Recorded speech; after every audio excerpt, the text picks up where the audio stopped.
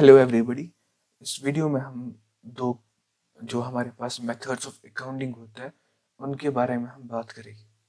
तो कॉमनली हमारे पास कौन कौन से अकाउंटिंग मेथड्स होते हैं। तो हमारे पास दो टाइप्स के अकाउंटिंग मेथड होते हैं। एक को हम कैश बेसिस कहते हैं और दूसरे को एक्रूअल बेसिस कहते हैं। ठीक है, दोनों में अलग अलग हमारे पास अकाउंटिंग प्रिंसिपल्स यूज होते हैं। दोनों में अलग अलग बेसिस के हिसाब से हम अपनी इनकम और एक्सपेंस को रिकॉर्ड करते हैं। सबसे पहले देखते हैं कि हमारा जो कैश बेसिस होता है उसमें हम अपनी इनकम और एक्सपेंस को कैसे रिसीव और मैनेज करते हैं। तो यहाँ पर हम इनकम को तभी अपने बुक्स में दिखाते हैं जब हम एक्चुअली कैश को रिसीव करें। जैसे कैश बेसिस इसका नाम है, तो इनकम जब हम एक्चुअली पैसे रिसीव कर रहे हैं तो तभी हम इसको अपने बुक्स में रिकॉर्ड करेंगे। फाइनली पॉइंट क्या होता है? फाइनली पॉइंट होता है कि हमने कब अपने इनकम को अपने बुक्स में रिकॉर्ड करना है। तो कैश बेसिस में जब भी हमें कैश रिसीव होता है तो हम उसको अपने बुक्स में रिकॉर्ड करते हैं। एग्जाम्पल आगे हम बताएंगे आपको, जिससे आपको और क्लियरिटी आपको मिलेगी। और अगर एक्सपेंस की बात करें, देखो बिजनेस में इनकम भी होते हैं और एक्सपेंस भी होते हैं, दोनों का जो मिला के बिजनेस चलता है। तो एक्सपेंस हम तब रिकॉर्ड करते हैं अपनी बुक्स में जब हम एक्चुअल में कैश हमारे बिजनेस से आउटफ्लो हो जाता है कैश का। एग्जाम्पल यहाँ पर, अगर मैंने किसी बंदे से 4-5 महीने पहले कोई सर्विस ली थी, कोई लेबर सर्विस ली थी या कुछ और सर्विस ली थी, तो 5-6 महीने के बाद अगर मैं उसको पे कर रहा हूँ 500 रुपये, तो वो 500 रुपये मैं तभी दिखाऊंगा जब मैं एक्चुअल में उसको वो पेमेंट कर रहा हूँ। आगे एग्जाम्पल भी आपको बताऊंगा मैं, जिससे आपको और बेहतर तरीके से क्लैरिटी होगी। दूसरा एक्रूअल बेसिस जो होता है, ये थोड़ा सा रिलेटेबल या ज़्यादा एक अच्छा अप्रोच माना जाता है और काफ़ी ज़्यादा बिजनेसेस में इसको यूज़ किया जाता है कंपेयर टू कैश बेसिस। तो एक्रूअल बेसिस में क्या होता है? एक्रूअल बेसिस में हमारे पास बाकायदा बुक्स हमें मेंटेन करनी होती है, बुक्स बनानी होती है। जो इनकम जब हम अर्न करते हैं तभी हम उसको अपने बुक्स में दिखाते हैं।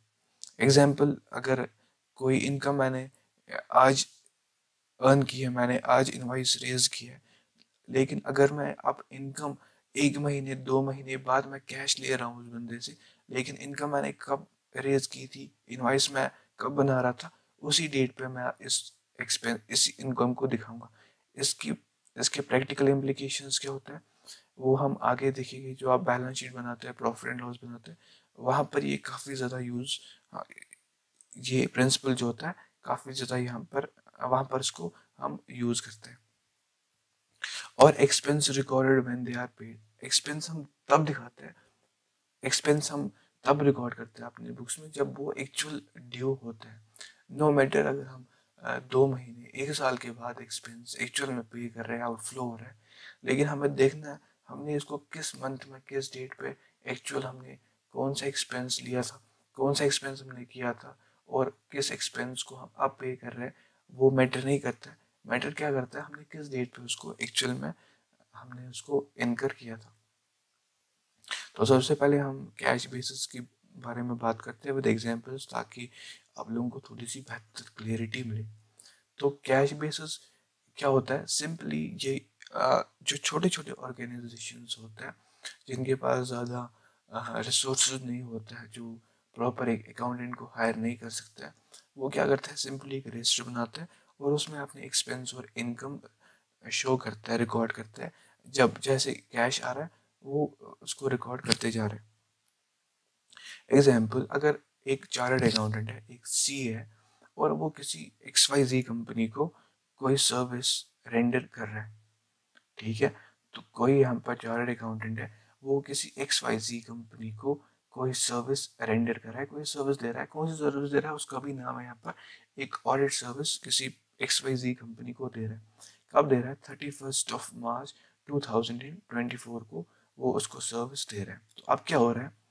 अब जो XYZ कंपनी है ये उसको पे कर रही है 15 अप्रैल 2024। अगर आप देखो तो यहाँ पर फाइनेंशियल ईयर जो है वो क्रॉस हो रहा है। कैसे फाइनेंशियल ईयर क्रॉस हो रहा है? फाइनेंशियल ईयर ऐसे क्रॉस हो रहा है, अगर ये वाला ही हम ईयर ले तो ये हमारे पास 23 24 ईयर आ रहा है हमारे पास। लेकिन अगर हम इस वाले साल की बात करें तो ये हमारे पास 24-25 आ रहा है, ठीक है। एक्चुअल हमारे पास कैश कब रिसीव हो रहा है, कैश हमारे पास इस डेट पे हमारे पास कैश आ रहा है, बुक्स हमारे पास कैश आ रहा है। लेकिन इनकम हमने कब अर्न की थी, इनकम हमने इस डेट पे अर्न की थी जब हमने उसको एक्चुअल में सर्विसेज दी थी। लेकिन इस कैश बेसिस में क्या करते हैं हम सिंपली देखते हैं कि हमने एक्चुअल में कैश कब रिसीव किया उस पार्टी से, तभी हम उसको अपने बुक्स में रिकॉर्ड करेंगे। अगर ये मेरे पास कोई रजिस्टर्ड है तो मैं इसको सिंपली यहाँ पर दिखाऊंगा ऑडिट सर्विसेज, और डेट क्या लिखूंगा, डेट 15 अप्रैल लिखूंगा, और सिंपली इसको 20,000 30,000 कितना भी अमाउंट होगा इसको रिकॉर्ड करूंगा, ठीक है।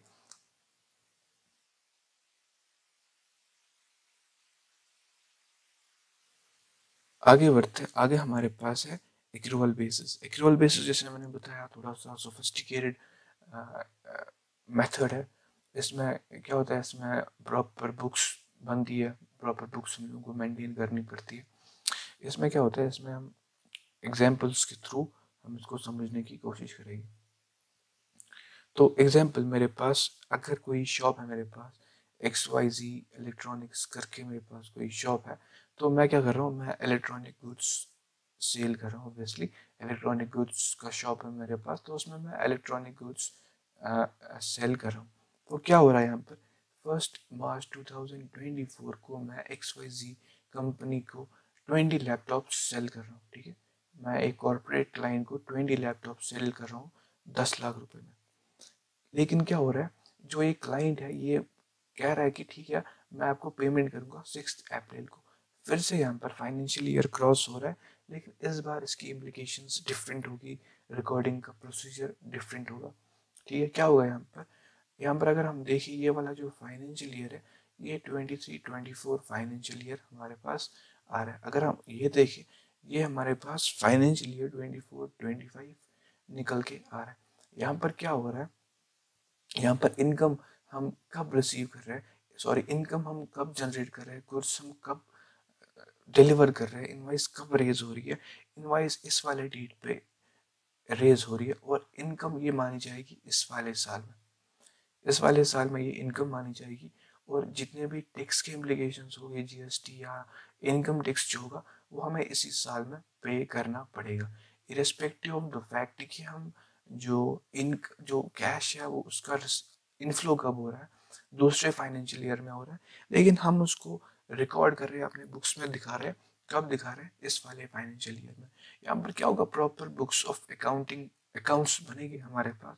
जब हम इसकी एंट्री करेंगे तो एंट्री हम क्या करेंगे, सेल की एंट्री है ये, तो डेटर अकाउंट डेबिट होगा, ठीक है। डेटर अकाउंट डेबिट होगा 10 लाख, सॉरी 10 लाख रुपीज से, और सेल्स अकाउंट क्रेडिट हो गए 10 लाख रुपए से। इससे क्या होगा, sales account profit and loss में जाएगा, और इस साल की इनकम में ये शो करेगा। और डेटर्स जो है ये हमारे पास बैलेंस शीट में जाएगी, और दूसरे जब फाइनेंशियल ईयर होगा, जब ये एक्चुअल में पेमेंट करेगा, तब ये सेटल हो जाएगी। ऐसे ही अगर हम अब इनकम भी होती है और एक्सपेंस भी होते हैं।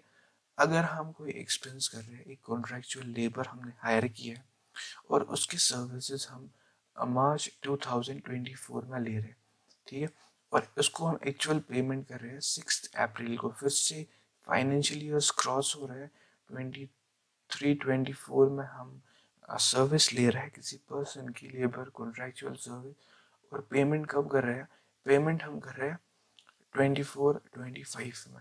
इस वाले केस में सिंपली क्या होगा, ये हम पेमेंट इस वाले साल में कर रहे हैं, लेकिन जो एक्सपेंस होगा वो हम बुक करेंगे, वो हम कब दिखाएंगे, वो हम इस वाले साल के फाइनेंशियल ईयर में दिखाएंगे, ठीक है। तो इस वाले फाइनेंशियल ईयर में हमारे पास एक लाइबिलिटी बनेगी, ठीक है। तो हम ऐसे भी दिखा सकते हैं उसको, salary account debit, salary account debit to salaries outstanding account, ठीक है। तो यहाँ पर आउटस्टैंडिंग अकाउंट, तो यहाँ पर सिंपली हमारे पास एक लाइबिलिटी इंक्रीज हो रही है, और एक्सपेंस हमारे पास इंक्रीज हो रहा है, और एक्सपेंस हमारे प्रॉफिट एंड लॉस में जाएगा, और आउटस्टैंडिंग हमारे पास बैलेंस शीट में जाएगा, जिसको हम आगे जाके पे करके इसको हम फाइनली सेट ऑफ करेंगे। तो जब हम एक्रूअल बेसिस में अकाउंटिंग करते हैं तो इसमें accrued income, prepaid income, expense, ऐसे टर्म्स हमारे पास देखने को मिलते हैं। इन शॉर्ट हम क्या करते हैं, हम फिगर आउट करने की कोशिश करते हैं कि अगर हमने एक साल में एफर्ट्स किए हैं, ठीक है, अगर हमने एफर्ट्स किए एक साल में, ये जो लैपटॉप से, कंप्यूटर से, 10 लाख रुपए के कंप्यूटर से अगर हमने वो इस साल में सेल किया तो हम उसको इसी साल की इनकम दिखाएंगे, ठीक है, नॉट कि हम एक्चुअल में पेमेंट कब कर रहे हैं। तो इस हिसाब से जो एक्रूअल बेसिस ऑफ अकाउंटिंग है ये लगभग मोस्ट ऑफ द केसेस में यूज होता है, ठीक है। कैश बेसिस काफ़ी कम जगहों पे यूज होता है। तो that's end of this video. अगर आपकी कोई भी क्वेरी है, कोई कुछ भी क्वेश्चंस है आपके, तो आप उसको कमेंट बॉक्स में नीचे कमेंट करके हमें बता सकते हैं, तो हम आपको वहीं पर आंसर देने की